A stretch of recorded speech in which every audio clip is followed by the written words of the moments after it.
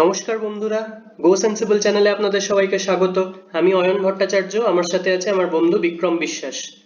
আজকে আমরা আরেকটা রিসার্চ পেপার অ্যানালিসিস করব কোভিড-19 সংক্রান্ত, projecting the transmission dynamics of SARS CoV-2 through the post pandemic period.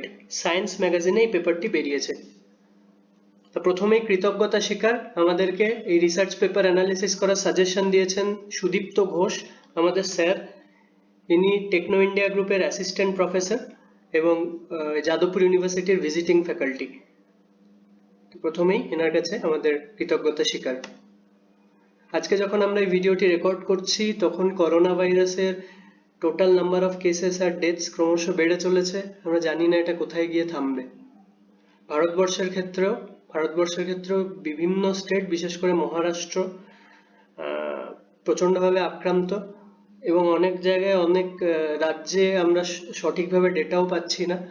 তো এক্ষেত্রে সবটাই কবে এর থেকে আমরা বেরিয়ে আসতে পারবো বা এখন পরিস্থিতি ঠিক কি, সবটাই আমাদের কাছে ধোঁয়াশা। তাও আমাদের কুর্নিশ যারা এই বিপদের সময় আমাদেরকে সবভাবে সাহায্য করছেন, ডাক্তার, হেলথ ওয়ার্কার, শুধু ডাক্তার নয়, হেলথ ওয়ার্কার যারা নার্স অথবা অন্যান্য কর্মী আছেন হাসপাতালের, তারা, তাছাড়াও পুলিশ এবং ইমার্জেন্সি সার্ভিসের সাথে যারা যুক্ত, প্রত্যেককে আমাদের কুর্নিশ। এবার আমরা শুরু করছি পেপারটি। এটা পেপারটার screenshot, projecting the transmission dynamics of SARS-CoV-2 through the post pandemic period. এই পেপারে যেটা বলা হয়েছে যে এই প্যান্ডেমিক যে পিরিয়ড চলছে, এটা পেরিয়ে যাওয়ার পর যে ট্রান্সমিশন ডাইনামিক্স হবে SARS-CoV-2 অর্থাৎ করোনা ভাইরাস তখন আমাদের পারিপার্শ্বিকে কিভাবে অবস্থান করবে তার উপর, এবং সেটা কি কি ফ্যাক্টরের উপর ডিপেন্ড করবে, আমাদের রিসার্চের অভিমুখ সেই জন্য কোন কোন দিকে হওয়া উচিত, এর উপর একটা আমরা আইডিয়া পাবো এই পেপারটা অ্যানালিসিস করলে। তো প্রথমেই এই SARS-CoV-2 এর ট্রান্সমিশন ডাইনামিক্স কিসের উপর ডিপেন্ড করবে? প্রথমত সিজনাল ভেরিয়েশন, যে কোন সিজনে কিভাবে কোভিড-19 ছড়াচ্ছে। হয়তো কোথাও কোথাও দেখা যাবে যে শীতকালে বেশি ছড়াচ্ছে বা গরমকালে কম ছড়াচ্ছে, এরকম যদি হয় সেক্ষেত্রে সিজনাল ভেরিয়েশনের উপর ডিপেন্ড করবে। সেটা ছাড়াও ডিউরেশন অফ ইমিউনিটি, অর্থাৎ যে ইমিউনিটিটা পেশেন্টরা গেইন করছে সেটা শর্ট টার্ম না লং টার্ম, তার উপর ডিপেন্ড করবে। এবং degree of cross immunity between SARS-CoV-2 and other corona viruses. কোনো এক রকমের করোনা ভাইরাস হলে তার জন্য যে অ্যান্টিবডি তৈরি হয় শরীরে, সেটা এই করোনা ভাইরাসের জন্যও একটা ক্রস ইমিউনিটি তৈরি করতে পারে। তো এইগুলোর সবকিছুর উপর ডিপেন্ড করে করোনা ভাইরাস কিভাবে ট্রান্সমিটেড হবে এর পরবর্তীকালে, প্যান্ডেমিকের পরে, সেটা আমরা বুঝতে পারবো। তো প্রাথমিকভাবে করোনা ভাইরাস আমরা জানি যে SARS-CoV-1, যেটা হচ্ছে 2003-4 সালে হয়েছিল, চায়নার থেকে আউটব্রেক হয়েছিল, এবং মার্স বা মিডল ইস্ট রেসপিরেটরি সিনড্রোম, এগুলো আমরা শুনেছি। এগুলো ছাড়াও HCOV OC43, HCOV HKU1, এই দুটো ভাইরাসও আছে যেটা কমন। SARS-CoV-1 বা মার্সের ক্ষেত্রে ফ্যাটালিটি রেটটা বেশি, অর্থাৎ প্রতি 100 জনে SARS-CoV-1 এ 9 জন মারা যেতেন এবং মার্সের ক্ষেত্রে 36 জন মারা যাচ্ছিলেন। সেই তুলনায় অন্য যে দুটি ভাইরাস, এই দুটি ভাইরাসের ক্ষেত্রে ফ্যাটালিটি রেটটা অনেকটা কম। কিন্তু আবার অ্যানুয়াল উইন্টার টাইম আউটব্রেকের সময়, যেটা ইনফ্লুয়েঞ্জা কোচের যে আউটব্রেকটা হয় প্রত্যেক বছর উইন্টারে, মূলত নাতিশীতোষ্ণ দেশগুলোয়, তার জন্য এইটা দায়ী, এই দু রকম ভাইরাস দায়ী। তো এই অর্থাৎ যেহেতু প্রত্যেক বছর অ্যানুয়াল আউটব্রেক হয় এর, সেখান থেকে আমরা বলতে পারি যে এই দু রকম ভাইরাসের ক্ষেত্রে এক বছরে যে ইমিউনিটিটা তৈরি হয় সেটা এক বছরে অনেকটা ক্ষয় হয়ে যায়। কিন্তু অন্যদিকে SARS-CoV-1, সেটার ক্ষেত্রে যে ইমিউনিটিটা, সেটা আবার লং লাস্টিং ইমিউনিটি। তো এটা আমাদের প্রিরিকুইসাইট, এটার পর আমরা যেগুলো আলোচনা করব বুঝতে সুবিধা হবে। মেজার্স টু ডিল উইথ কোভিড-19, আমরা জানি যে testing and case based intervention, যেটা সিঙ্গাপুর বা হংকংয়ে দেখা যাচ্ছে, টেস্টিং অনেক বেশি পরিমাণে হচ্ছে এবং যেরকম কেস হচ্ছে সেই অনুযায়ী মেজার হচ্ছে। অথবা সোশ্যাল ডিস্টেন্সিং, যেটা সবার জন্য, যেরকম ভারতবর্ষের ক্ষেত্রেও 3rd মে অবধি লকডাউন আছে। তো এই মেজারগুলো কেন নেওয়া হচ্ছে? মেজারগুলো নেওয়ার কারণ হচ্ছে একটা কথা আমরা শুনে থাকবো ফ্ল্যাটেনিং দ্য কার্ভ। এর মানে হচ্ছে যে আমরা যদি মেজারগুলো না নিই সেক্ষেত্রে এমন একটা পিক তৈরি হবে যে টোটাল পেশেন্ট মানে যা হয়ে যাবে সেটা আমাদের হেলথ কেয়ার সিস্টেম ক্যাপাসিটির ওপর। তো এইটা আমরা অ্যাফোর্ড করতে পারবো না এক্ষেত্রে। মানে বহু মানুষ মারা যাবেন।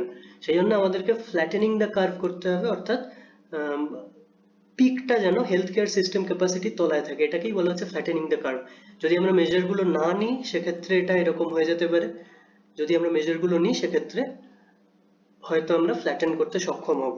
তো এই পেপারের ক্ষেত্রে যেটা করা হয়েছে, একটা ডায়নামিক ট্রান্সমিশন মডেল, যেটা মূলত HCOV HKU1 এবং HCOV OC43 এর আচরণের উপর ডিপেন্ড করে বানানো হয়েছে। এবং এই ট্রান্সমিশন মডেল আমরা যেরকম জানলাম যে seasonal variation, duration of immunity এবং ক্রস ইমিউনিটি, এই তিনটার ফাংশন, অর্থাৎ এই তিনটে জিনিসের উপর ডিপেন্ড করে হচ্ছে। তো এই এই মডেলে যখন কোভিড-19 কে ফিট করানো হয়েছে, ধরে নেওয়া হয়েছে যদি এরকম মডেল ফলো করে কোভিড-19, আমাদের রিসার্চ করে জানতে হবে আদৌ এরকম মডেল ফলো করে কিনা, কিন্তু আমাদের প্রস্তুত থাকতে হবে যদি এরকম মডেল ফলো করে যে HCOV HKU1 বা HCOV OC43 যে মডেলে আউটব্রেক হয় সেই মডেল যদি কোভিড-19 ফলো করে, সেক্ষেত্রে আমরা দেখবো যে উইন্টার এবং স্প্রিং এর সংযোগকালে যে আউটব্রেকটা হবে সেটার পিক একটু কম থাকবে, অর্থাৎ সেখানে আউটব্রেকের মানে সংখ্যাটা কম থাকবে। এবং অটম বা উইন্টারের যে সংযোগকাল সেই সময়টায়, অর্থাৎ যখন শীতটা পড়বে সবে, সেই সময় একটা মোর অ্যাকিউট আউটব্রেক, অর্থাৎ একটু বেশি ভয়ঙ্কর আউটব্রেক হবে। সেক্ষেত্রে হতে পারে যে, এবং এটা any time of the year, এরকম নয় যে গরমকালে একেবারেই হবে না, কিন্তু তার পিকটা কম থাকবে। তো যদি এই মডেল ফলো করে সেক্ষেত্রে এইভাবে আমাদের চারপাশে কোভিড-19 থাকতে পারে। এছাড়াও আমাদেরকে রিসার্চের এদিকেও জোর দিতে হবে যে ইমিউনিটিটা লং টার্ম না শর্ট টার্ম এটা জানা। যদি ইমিউনিটিটা শর্ট টার্ম হয় সেক্ষেত্রে আমরা দেখব যে এই OC43 বা HKU1 এর মতোই এই প্যান্ডেমিকটা পেরিয়ে যাওয়ার পরও প্রত্যেক বছর শর্ট টার্ম ইমিউনিটি, অর্থাৎ 40 সপ্তাহের জন্য ইমিউনিটি অ্যাপ্রক্সিমেটলি, তো প্রত্যেক বছরই একবার করে অ্যানুয়ালি আউটব্রেক হতে পারে। যদি লং টার্ম হয় সেক্ষেত্রে কি হতে পারে, 104 সপ্তাহের জন্য অ্যাপ্রক্সিমেটলি, তাহলে 2 বছরে একবার করে আউটব্রেক হতে পারে। আফটার প্যান্ডেমিক 2 বছরে একবার হতে পারে, আর ইন্টারমিডিয়েট যে ইয়ারটা ওখানে ওই সময়টা কম হবে, কম আউটব্রেক হবে। এটার সাথে যদি সিজনাল যে ভেরিয়েশন সেটা আমরা যোগ করি, তাহলে প্রত্যেক দু নম্বর বছরে শীতকালের সময়টা বেশি হবে এবং গরমকালের সময়টা অপেক্ষাকৃত কম হবে, কিন্তু প্রত্যেক 2 বছর অন্তর অন্তর আউটব্রেক হবে। কারণ যে ইমিউনিটিটা লঙ্গার ইমিউনিটি বটে, কিন্তু একদম মানে একেবারে ভাইরাসকে দূর করে দেওয়ার মতো নয়। আবার এরকমও হতে পারে যদি ইমিউনিটিটা ওয়ান টাইম হয়, অর্থাৎ একবারই এই ইমিউনিটিটা হয়ে গেলে ভাইরাস আর অ্যাটাক করবে না, সেক্ষেত্রে ভাইরাস হয়তো এই করোনা ভাইরাস চিরতরের জন্য আমাদের ছেড়ে চলে যাবে, এবং আমরা চাইবো এটাই। কিন্তু এই মডেলটা কি মডেল কোভিড-19 ফলো করবে তার উপর ডিপেন্ড করে বোঝা যাবে যে সত্যি কোন, যদি এই গ্রাফগুলোর মধ্যে কোনোটা ফলো করে তাহলে কোনটা ফলো করবে। সেটা ছাড়াও যদি 104 সপ্তাহের ইমিউনিটি থাকে, তার সাথে অন্যান্য করোনা ভাইরাসের জন্য ক্রস ইমিউনিটি বিল্ড হয়, সেক্ষেত্রে আমরা দেখতে পারি এই প্যান্ডেমিকের পর আবার 2024 নাগাদ আউটব্রেক হতে পারে। অর্থাৎ অ্যাপ্রক্সিমেটলি বা অ্যাপারেন্টলি আমাদের মনে হতে পারে যে করোনা ভাইরাস চলে গেছে, কিন্তু তারপরে আমাদেরকে নজর রাখতে হবে, কারণ অনেক ফ্যাক্টরের উপর ডিপেন্ড করে করোনা ভাইরাস আমাদের মধ্যে কিভাবে বেঁচে থাকবে সেটা আমরা বুঝতে পারবো। তাই আপাতত যা করার সেটা হচ্ছে ভ্যাকসিন এবং ট্রিটমেন্ট। আমরা জানি এই দুটো আমাদেরকে বার করতে হবে, ট্রিটমেন্ট এবং ভ্যাকসিন। এটা করলে কি হবে না, এটা আমাদের নিড অফ ডিস্টেন্সিং কমাবে। ডিস্টেন্সিং কমাবে অর্থাৎ এখন একমাত্র মেজার হচ্ছে সোশ্যাল ডিস্টেন্সিং। এই সোশ্যাল ডিস্টেন্সিং দু রকম ভাবে হতে পারে। এক হচ্ছে হাইলি এফেক্টিভ ডিস্টেন্সিং, যেটা যে কন্ট্যাক্ট ট্রেসিং এবং কোয়ারেন্টাইনকে ফিজিবল করতে হবে। কন্ট্যাক্ট ট্রেস করা সম্ভব এবং কোয়ারেন্টাইনও করা সম্ভব এরকম একটা সিস্টেম ডেভেলপ করতে হবে, যেরকমটা অনেকটা সাউথ কোরিয়া বা সিঙ্গাপুরের মতো। সেক্ষেত্রে এটা অনেকটা এফেক্টিভ। সেটা যদি না হয় তাহলে less effective one time distancing, যেটা বিভিন্ন দেশ ফলো করছে এখন। সেক্ষেত্রে লং সিঙ্গেল পিক এপিডেমিক, অর্থাৎ এপিডেমিকটা প্রলংড হবে, অনেক দিন ধরে থাকবে এবং সিঙ্গেল পিক। সেক্ষেত্রে আমাদের কতটা লং, সেক্ষেত্রে এই পেপারে বলা হয়েছে যে হতে পারে যে 2022-এও ইরেগুলারলি মাঝে মধ্যেই লকডাউন বা সোশ্যাল ডিস্টেন্সিং মেজারগুলো নিতে হবে, এমনকি 2022 পর্যন্ত সেটা টানা হতে পারে। তো এটা যাতে না হয়, ডিস্টেন্সিং এর যাতে দরকার, মানে ডিস্টেন্সিংটাকে আমরা দূর করতে পারি, সেজন্য ভ্যাকসিন বা ট্রিটমেন্ট এইটার দিকে রিসার্চটাকে, আমরা জানি এখন ওরকমই রিসার্চ হচ্ছে যে ভ্যাকসিন যত তাড়াতাড়ি বেরোয়, কিন্তু ভ্যাকসিন বেরোলে আমাদের মাথায় রাখতে হবে সারা পৃথিবীর এত লোকের মতো উপযুক্ত ডোজও বার করতে হবে, সেজন্য একটা কনসিডারেবল সময় আমাদের ধরে রাখতে হবে। আর vaccine will develop immunity among mass, যে যদি ইমিউনিটি তৈরি হয়ে যায় একবার মাসের মধ্যে, মানুষের মধ্যে, সেক্ষেত্রে আর সোশ্যাল ডিস্টেন্সিং তখন দরকার হবে না। ততদিন পর্যন্ত distancing measures are the only option. এবার এই ডিস্টেন্সিংটা কিরকম ডিস্টেন্সিং সম্ভব সেটা বিভিন্ন ভৌগোলিক অথবা সোশিও পলিটিক্যাল বা সোশিও ইকোনমিক ফ্যাক্টরের উপর ডিপেন্ড করে বিভিন্ন দেশ নেবে মেজারগুলো। তাহলে আমাদের রিসার্চ কোন কোন দিকে যেতে হবে? অবশ্যই ভ্যাকসিন বা ট্রিটমেন্টের দিকে তো নজর দিতেই হবে, তাছাড়াও ইমিউনিটি কতদিনের জন্য হচ্ছে, বা এটা আদৌ যে মডেলটার কথা এখানে বলা হচ্ছে সেই মডেলে ফিট করে কিনা এর আউটব্রেকটা, যদি না করে তাহলে কোন মডেলে ফিট করে সেটা আমাদেরকে জানতে হবে। ইমিউনিটির কথা এখন আরো প্রাসঙ্গিক, তার কারণ আল জাজিরার এই রিপোর্টটা, যে সাউথ কোরিয়াতে যারা রিকভার্ড হয়ে গেছে সেই পেশেন্টদেরও আবার পজিটিভ করোনা ভাইরাস টেস্টে আবার পজিটিভ হচ্ছে না, অর্থাৎ হয়তো এখানে যে ইমিউনিটি গুলো তারা গেইন করছে সেগুলো শর্ট টার্ম ইমিউনিটি হতে পারে, এবং সেজন্য এই সম্পর্কিত আমাদের রিসার্চ আরো বেশি করে করতে হবে।